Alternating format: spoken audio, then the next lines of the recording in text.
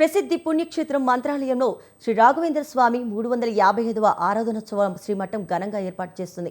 August 27 నుంచి September 2 వరకు జరిగే ఉత్సవాల పూర్వారాధన, మధ్యారాధన, ఉత్తరాధారణ కార్యక్రమాలతో పాటు మహారథోత్సవాన్ని వైభవంగా నిర్వహించనున్నారు. భక్తుల రద్దీ దృష్ట్యా అధికారులు శ్రీమఠం యంత్రాంగం సమన్వయంతో ప్రత్యేక ఏర్పాట్లు చేస్తున్నారు.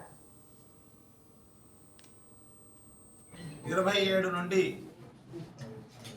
2వ తారీఖు వరకు మంత్రాలయ క్షేత్రంలో అంగరంగ వైభవంగా ఏర్పాటు చేయడం జరిగింది.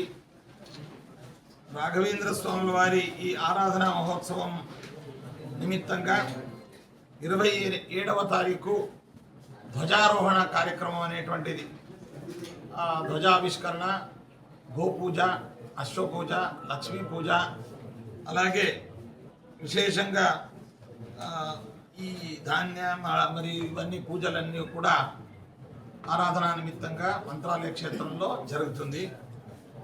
28 శాఖ పూజ ఇవి ఇక్కడ జరుగుతుంది.